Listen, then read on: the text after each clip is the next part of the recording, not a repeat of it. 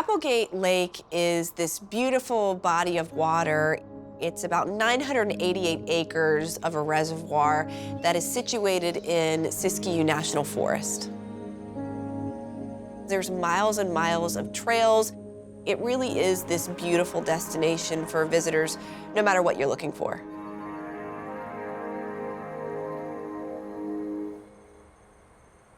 But there's a darker side. Finding someone who has gone missing in an area like this is truly like trying to find a needle in a haystack.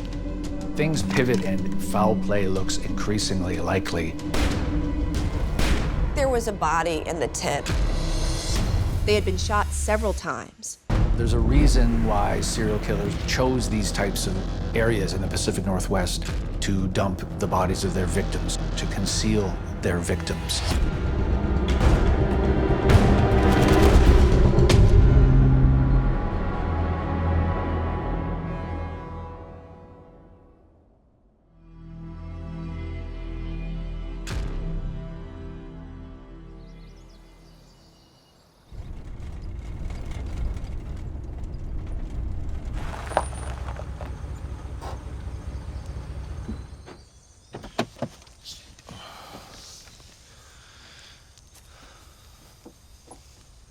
Trisha?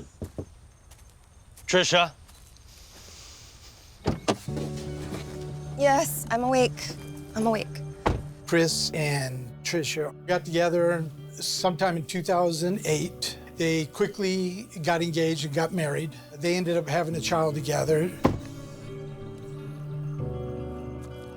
Patricia had a son from a previous relationship. They were living in Medford, Oregon at the time. Why don't we put this in my backpack? One less bag to carry. They moved to Texas for a little while and then back to Medford. While living in Texas, Patricia and Chris had issues. Patricia ended up leaving, moving back to Medford. I think we should be like a little... So after Patricia left back to Medford, Chris didn't want to stay in Texas. He wanted to be with his kids, so he eventually moved to Medford so he can be close to his kids. Trisha and Chris were, for a brief time, separated, but had since reconciled. And it was actually Trisha's idea to celebrate Chris's birthday that they go camping for a weekend at Applegate. But it wasn't just gonna be the two of them. Trish had also invited her stepsister, Amber. You slept the entire way. We left too early.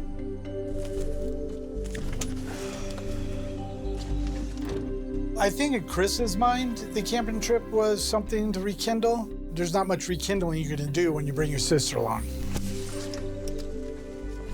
Here's your bag. We got everything? Oh, Amber, can you grab my gun, please? It's just in the glove box. Oregon has an open carry law. It's not uncommon to go to a store or a restaurant and someone's open carrying a firearm. So it wasn't odd that she would have a firearm with her. You got everything? Got your bag? Happy birthday, by the way. Thanks.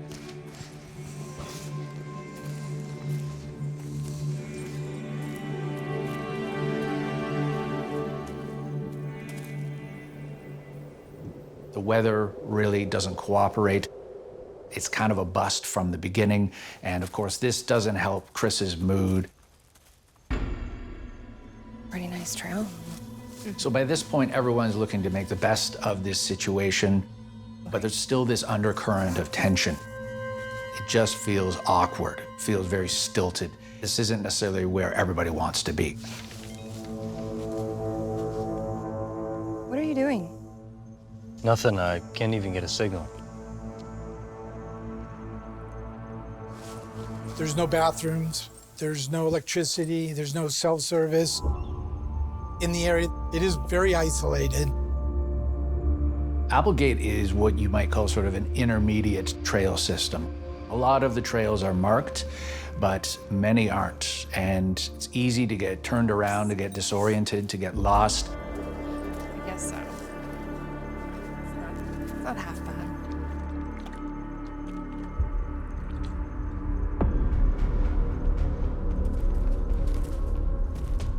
At least we get a second alone together. You guys are so fast. I'm still waking up.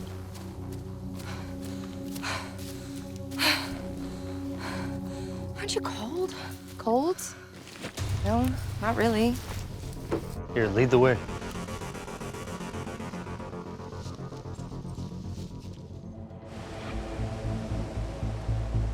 Chris wasn't particularly happy that Trish had invited her stepsister, Amber. Also, the weather while they were there was not great. It was damp, so not an ideal environment, and there was also more storms expected to be coming in.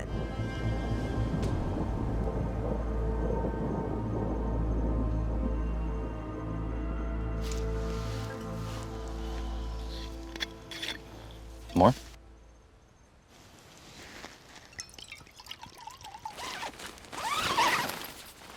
I'm bored.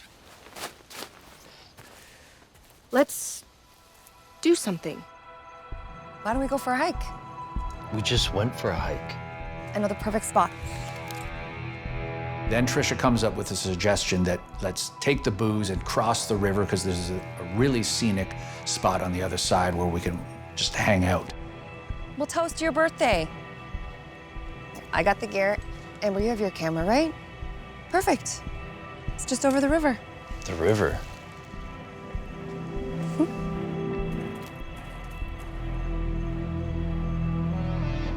They get to a point where Patricia tells Chris she wants to go on the other side of the river and take photos.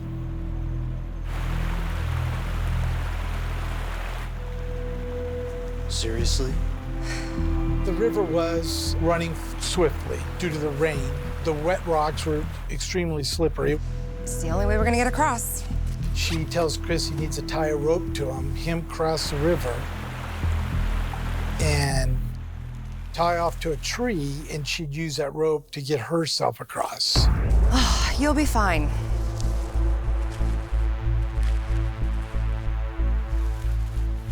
And this tree looks strong, so if you just tie this end around, it could. I don't want to do this. Chris is getting upset, telling him, "You're going to cause me to fall." Come on.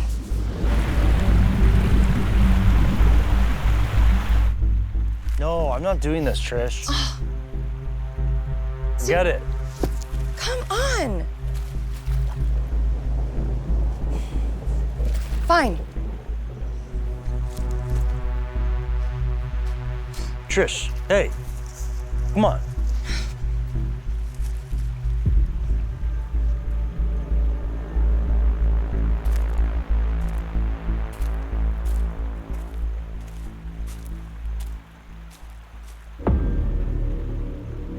Why would he go in the river in November and get wet? I wouldn't. It's freaking cold out here in the water.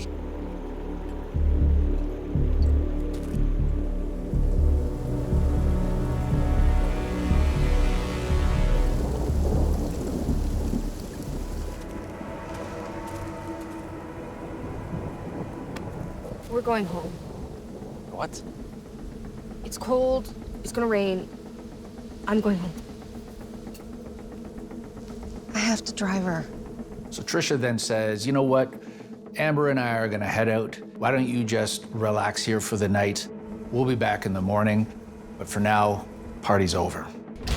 Chris obviously wasn't very excited that his wife wanted to leave. He had very much been looking forward to this trip, so that was just another point of tension.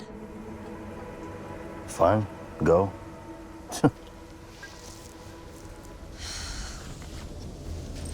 Look, I'll leave everything here.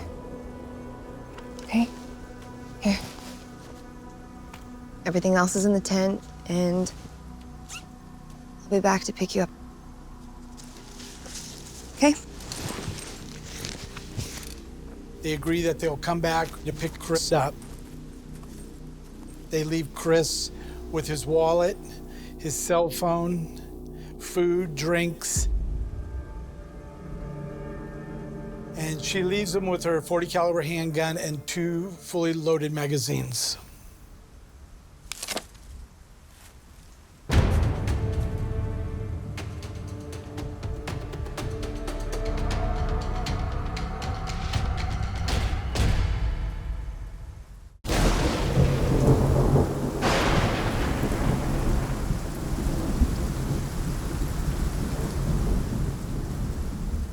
So on November 19th now, 2012, Tricia calls the Jackson County Sheriff's Department to report Chris missing. Patricia and Amber told us is when they returned to the campsite, they walked around the campsite. The tent was gone. There was nothing at the campsite. It was bare. Chris was no longer there. At this point, Chris is a missing person. It looks like maybe after a few drinks, he got bored and got up and maybe hit the trail, got lost, got disoriented. Maybe he's fallen to ground, he's injured. Police don't know what they're dealing with. So the Jackson County Sheriff's Office Search and Rescue know the location where they were last with Chris. They respond to the area. Finding someone who has gone missing in an area like this is truly like trying to find a needle in a haystack. It is not easy to do, and it is very unlikely you will find them quickly. This is a small county sheriff's department. With limited resources, they can't explore every possible scenario. They have to conduct a standardized search of the area, hoping that they'll find more clues or ideally find Chris. But this isn't something that can be sustained in perpetuity. Right from the get-go, it was a difficult investigation due to the fact it had been raining, which basically wiped away any kind of evidence that might be on the ground, such as footprints. In this situation, you're looking at little to no surveillance video. It's been raining. That is extremely challenging. So law enforcement is faced with this question of, where do we start? It's important to distinguish the unique challenges faced by police looking for a missing person in the wilderness than in a built urban area. There's countless engagements that a missing person will have with other people and devices in a city. In the woods, you have no such things. It's anybody's guess. Though the campsite that they'd been at was in a rural area, there were a few things there, though, that still remained that spoke to a little bit of where they had been, what they had been doing, and what had been going on. We're finding tent stakes. There's a ski glove. There was a bag that would hold the expandable tent poles. Throughout the campsite, we're finding fired casings, .40 caliber casings.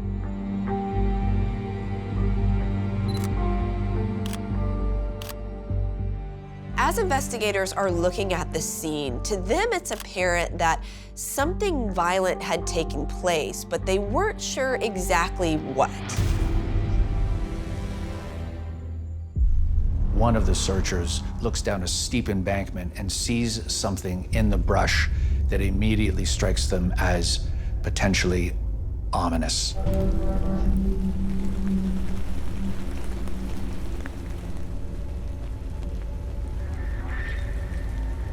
He feels what he describes as a bulky item inside the tent.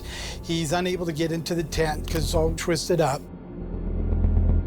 He breaks out a pocket knife, cuts a hole in the tent. But after he cuts the hole, he sees what he believes is blood and bullet casings. It looked like there was a body in the tent. And law enforcement immediately realized that they were looking at a potential crime scene. But the problem was they couldn't actually remove the body because of the challenging terrain and the bad weather. At the scene, it's getting dark. It's raining, the hillside is slippery, everything's wet. We don't feel it's safe to send somebody down to try to get the body and bring it back up the hillside. The following morning, we'll recover the body. Because they had to leave the body there, that meant that some essential evidence could have been lost or washed away in the time that they had to wait to go and retrieve it and bring it up so they could actually examine it and figure out what was going on.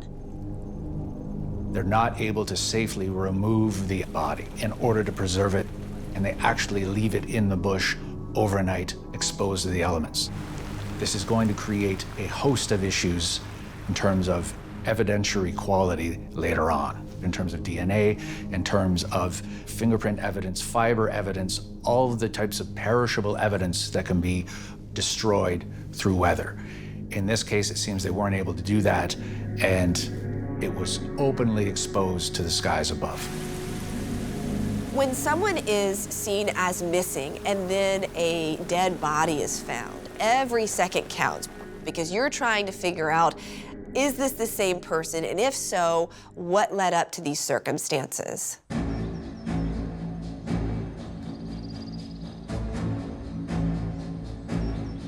The following day, we return to the site. As we're opening the tent, we find a body.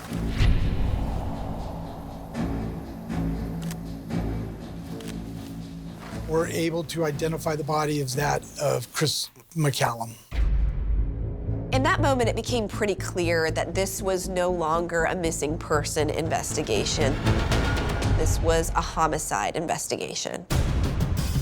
When things pivot in a missing persons investigation and foul play looks increasingly likely, time is of the essence.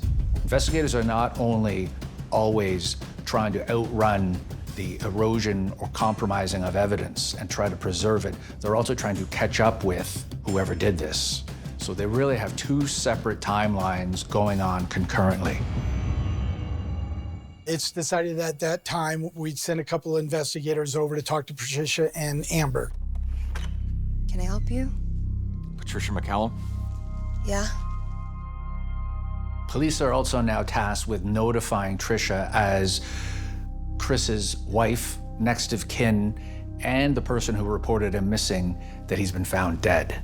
Over the course of our investigation. On top of this death notification, they also need to sort of kick the tires of Tricia's story. Not necessarily a suspect, but the first person in the inquiry you're going to need to eliminate before you continue on in your search for viable suspects. Unfortunately, Law enforcement speaks with Amber and Trish, and they let them know what has happened to Chris. he is deceased.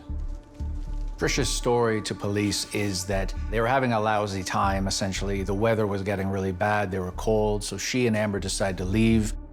They want to let Chris enjoy the rest of the night, so they leave him there with her gun, his wallet, and his cell phone. After Amber and Patricia leave the campsite, they state they stop at Jack in the Box, get some drinks, snacks, get to Patricia's house, and watch a movie. He, in theory, could have called for help, could have called to get picked up. He had a gun to protect himself against both wildlife or people who maybe meant him harm, but police never found any of those things.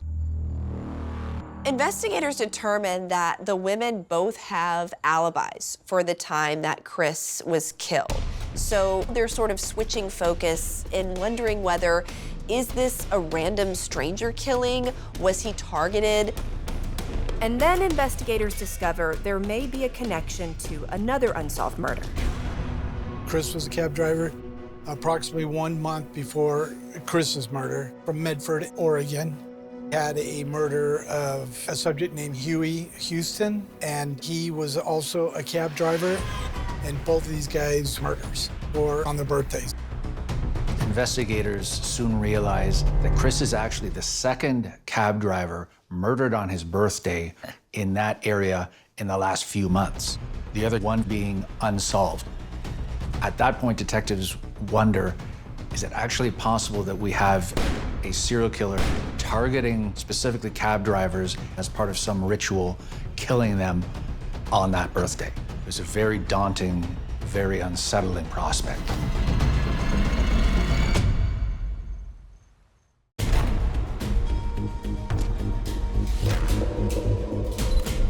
As Chris's body is being taken for autopsy, they are looking at it and wondering, is there going to be a connection between how he died and these other cases, particularly one other case from that greater area?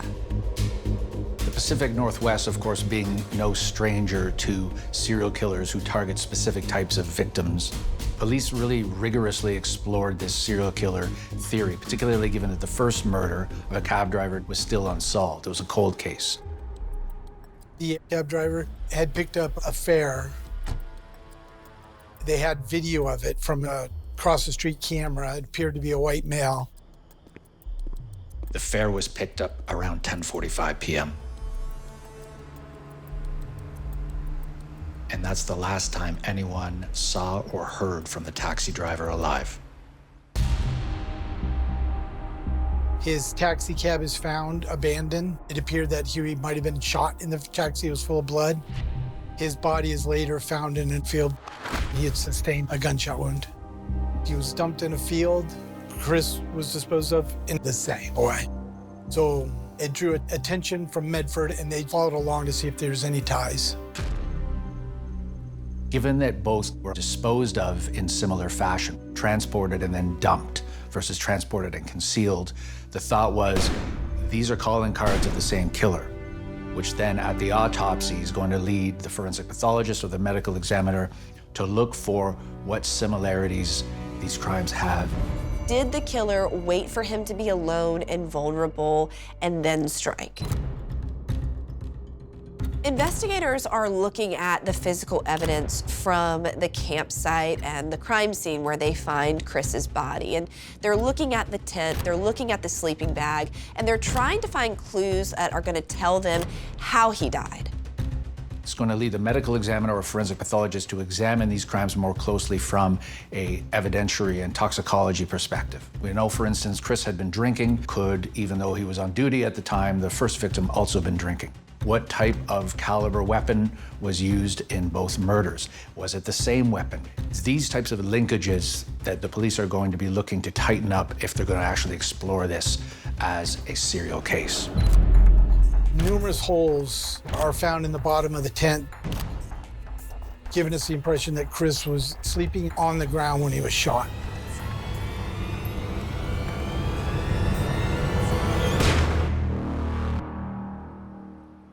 After the autopsy, it was determined that Chris sustained 9 bullet wounds, 3 of them being fatal wounds. The casings we find are from a .40 caliber handgun. Law enforcement determines that the rounds that killed Chris did in fact come from the handgun that his wife Trish said that she had left at the campsite with him. So investigators begin to theorize that perhaps Chris was ambushed by his killer, and the very gun that he had kept with him for protection is the same firearm that the killer used to murder him. The thought was that somebody snuck up while Chris was asleep, acquired the weapon, and then just fired blindly through the tent, striking him 9 times, which would be, for that model of firearm, 2 full magazines. So the killer reloaded. This is somebody who wanted him dead. Further investigation confirms for investigators that this is a different style of handgun, different caliber of handgun than was used in the first taxicab driver murder, and that these are drastically different circumstances to the extent that they're now satisfied these are the work of 2 different offenders. At this time, it becomes apparently obvious that the Huey Houston case and the Chris McCallum case are not related. It was only those small facts, the taxi cab and the birthdays, that were coincidences, but they're not related. As law enforcement continues investigating, they are really trying to figure out why this happened to Chris. And they're beginning to really think like he was targeted by someone. So to circle back around to his wife, Trish, they ask her, can we come to the house that you guys shared together and take a look around? We asked if Patricia would give us a consent to search her house for any evidence or anything that would help the investigation. Okay. We're able to access Patricia and Chris's computer, and we find that someone was on dating websites. As police dig further and further into the marriage, they begin to discover more things about Trish and Chris's relationship. Sometime after Chris moved back to Medford, he got into a relationship with a girl named Samantha. They started dating. It got serious. We also learned that Patricia had been in a previous relationship where she was dating a subject named Jeremiah. So this sheds light on a far from picture-perfect relationship. Even though Trish and Chris wanted their relationship to work, they had also both recently been involved with other partners. So law enforcement then begins to ask the question of, could it be someone perhaps from Chris's past, a former partner that came for him? Or is it someone from Trish's past relationship that had it out for Chris because they wanted Trish all to themselves?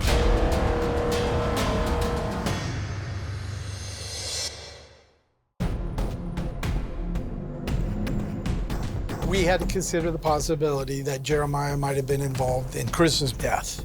It's typical, I want her, you're in the way, we'll get rid of you. It could have been a jealous ex-boyfriend, or it could have been a jealous ex-girlfriend.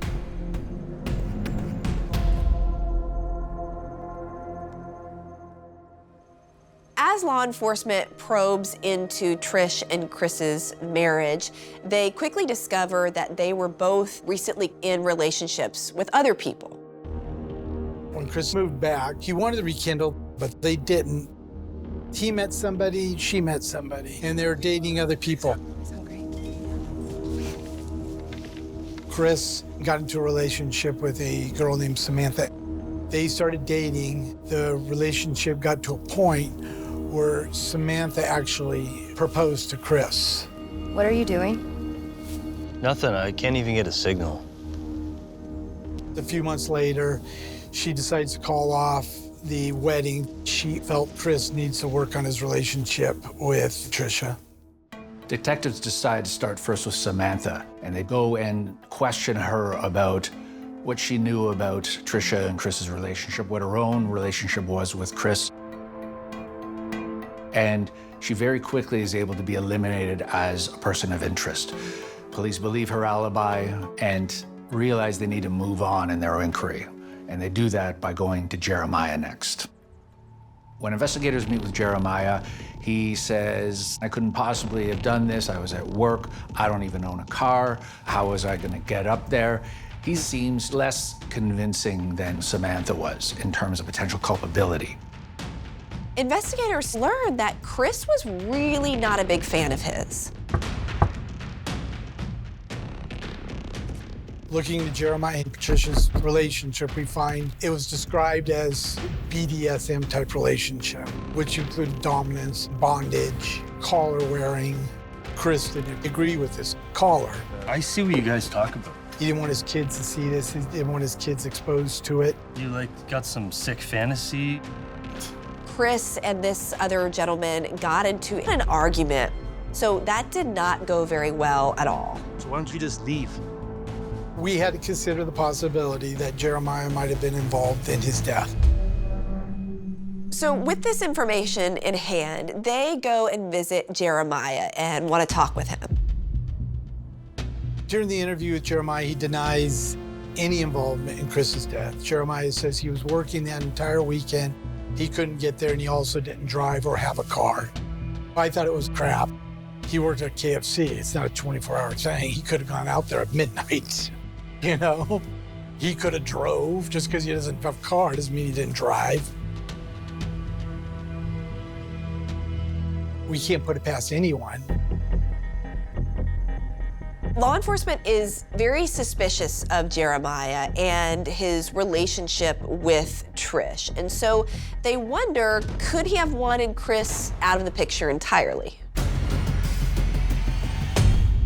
We checked on Jeremiah's alibi, and he was working that entire weekend. Just when they feel that this lead is fizzling out, though, Jeremiah tells investigators something that completely changes the course of the investigation. Go. Don't touch me, okay? I just did. What are you gonna do about it? Just don't touch me. This is over. Yeah, go inside there, pal.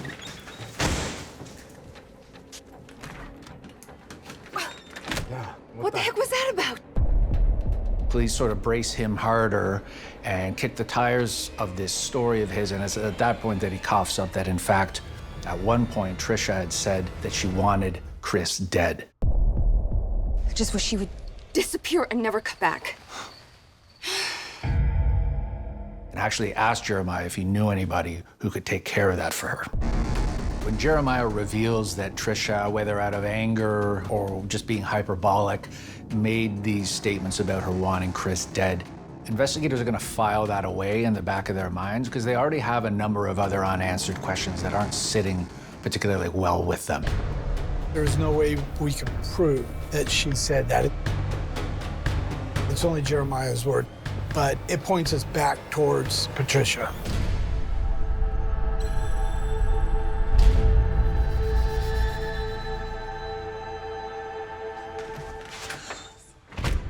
From the beginning, Trish and Amber seemed to have solid alibis, but now with all the information investigators have learned, they start to take a much closer look.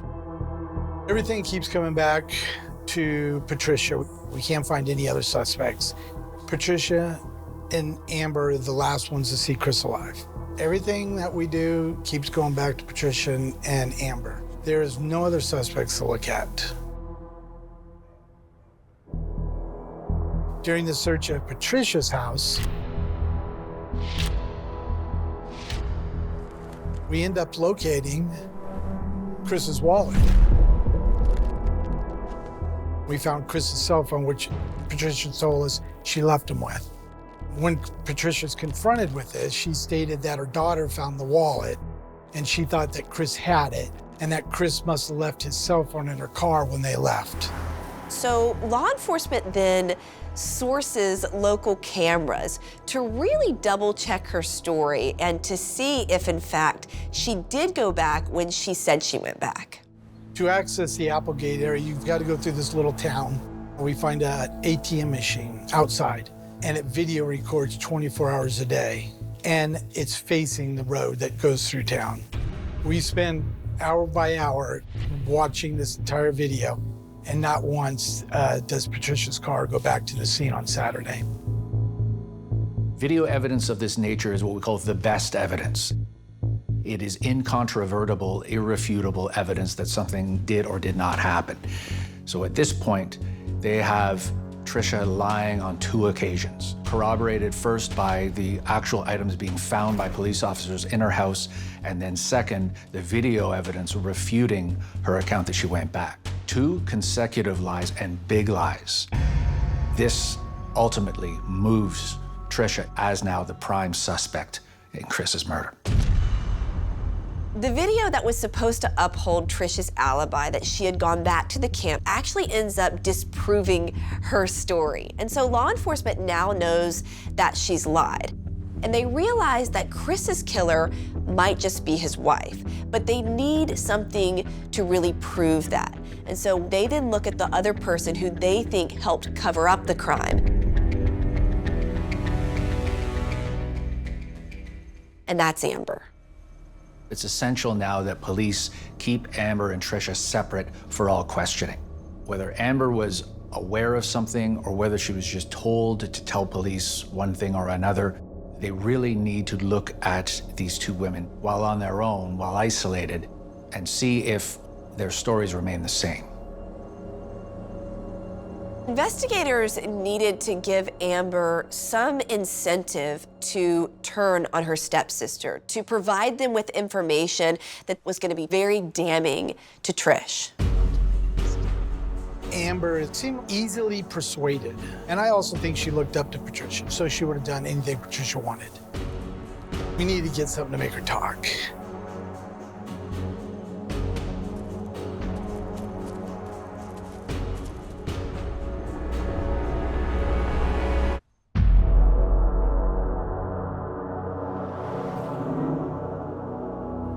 So we apply what we call Ramey warrant. It was a murder warrant. It gets approved by a judge. We're going to talk to Amber and tell her, you're under arrest for murder. She'll break down and talk. At this point, Amber is still very much in play for police as either an accomplice or as their most important witness. If she had any role in the murder, they need to be able to flip Amber as essentially their key witness. Come on over here and sit down. This is a real gambit for police because either your method works or you drive her back to Trisha, and at that point, you've lost your most valuable piece on the board. I want to talk to you about this. Oh, Chris. Do you want to talk?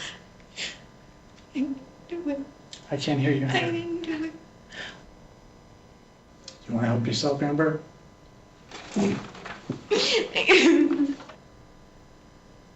All the sordid twists and turns of this investigation have essentially been leading to this very moment. Do you know who killed Chris? Please. Amber, it turns out, had more information than police were bargaining for. They could not believe the callousness of this crime. It's at that point then that police realize this is their one and only chance to gather all of the evidence that they need in one fell swoop to bring this case to trial.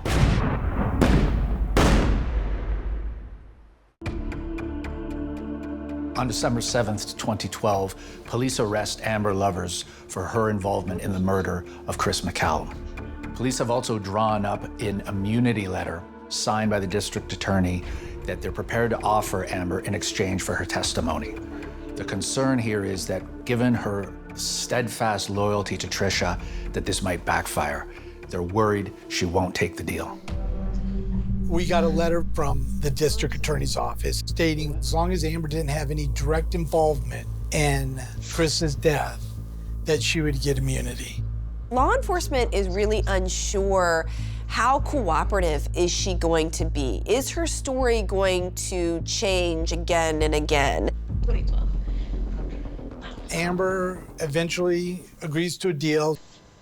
Do you know who killed Chris? Please. Was it his wife, Patricia?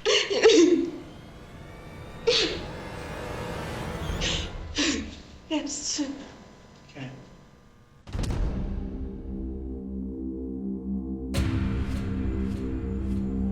Has she talked about this in the past before? Maybe a month before. That's when the original plan started. Amber says they actually went up to the site and checked it out. Did she say? It was meant to look like an accident. We were planning on going camping. It was for his birthday. He was really excited. You guys all get to the campsite about what time? 2.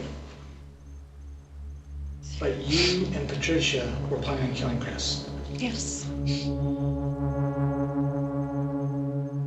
What kind of things were you planning to make it look like an accident? Let's do something. Why don't we go for a hike? We were gonna make him fall. I know the perfect spot. Amber agrees to assist her. Amber even tells her she knows a perfect spot in the Applegate where there's a waterfall and they can make him fall into the waterfall. Did you guys try that, actually? We tried to get him to go across with rope. She wrapped the rope around him. Because we were gonna try to make it look like an accident. Where the waterfall was? Yes. He's getting iffy about going across. It basically spoils our plan. No, I'm not doing this, Trish. Forget it. Fine. Trish. This was their first attempt to kill Chris. At any time, either one of them or both of them could have made the decision not to do this, but they continued. That was a complete waste of time. In their initial statements to law enforcement, Amber and Trish tell investigators that they went home shortly after the river fiasco. But in reality, that's not what happened. Are you serious? So that doesn't work. You go back up to the tent. We're drinking and stuff like that. And we talk back and forth as to what to do. And I can't let him win. I chickened out for the main idea. And then after that, she said I'm just gonna shoot him. he's not going back home with me. And then the women reveal the truth, which is that they never actually left. We're going home. What? And then they wait until Chris falls asleep.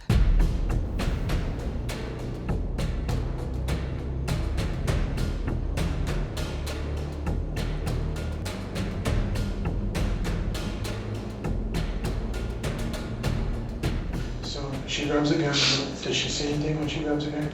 She didn't say anything. So what happens? She walks over to him and shoots him.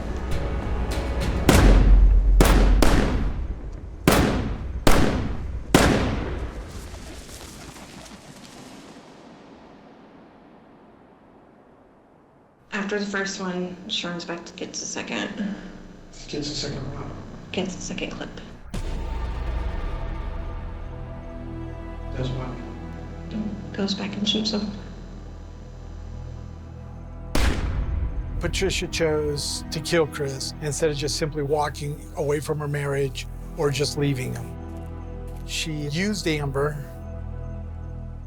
What happens now that she's showing the second? We tie him up, undo the tent, roll it up.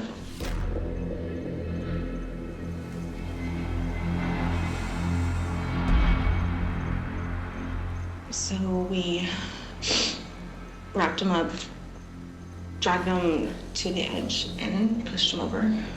We had to try to kick him down. There were some tree branches. Yeah, he got caught on. Yes. You had to kick him over those. Yes. She tells us that they both start kicking his body until it gets unsnagged and falls down the hillside.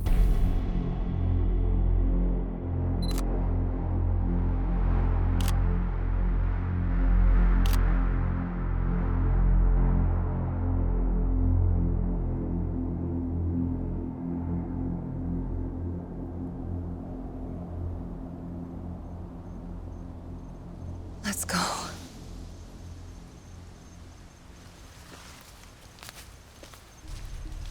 After they pushed Chris over the edge, Patricia grabs the gun and the clips and throws them into the waterfall. They clean up the rope they used, load the car with everything, and leave. She said she almost felt liberated. Tell me the reasons why she wanted to do this. She told me she was going to tell me, but she never did.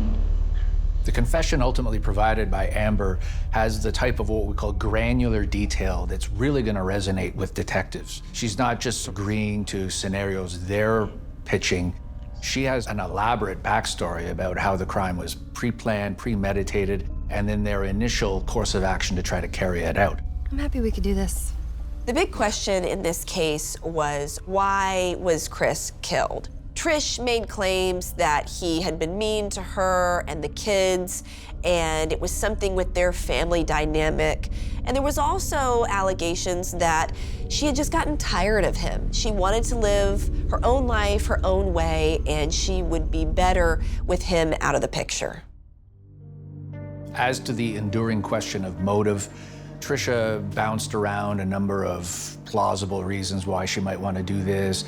He was verbally abusive. She was afraid he was going to take the kids. But in the end, this seems to be one of those cases where, rather than endure the machinations of a divorce, someone's prepared to just act with unilateral cruelty and remove somebody as a matter of convenience. Never underestimate the selfishness of some people. Patricia was eventually located and arrested on the murder warrant. She was convicted of first-degree homicide and was sentenced to 50 to life. Amber is charged with accessory after the fact due to the immunity and receives 18 months in jail, and she eventually only does half that time. After getting all the information that Amber gave us, it kind of made me second guess the immunity. Her getting 16 months for what she did, I didn't think that was fair for Chris. I think Amber's sentence should have been more harsh. The many tragic footnotes to this case is the fact that Chris really fell victim to his own empathy. He really wasn't that interested in reconciling with Tricia, but they had 2 children. For the sake of the kids, for the sake of preserving the extended family and keeping the peace, it's something he was prepared to entertain. And his making himself vulnerable in that respect is ultimately what led him into a trap. Looking at the case, you look at 3 families. You got Amber's family, you got Chris's family, and you got Patricia's family. The kids are all affected. They no longer have parents. I don't know what the situation is, but I have to think Amber every day lives with what she did. To die in the way that he did was absolutely horrendous, and it left a huge hole in his family and loved ones' lives. Chris was really a devoted father. Everyone described him as a wonderful person, and he really wanted the best for his life, and he wanted the best for his family.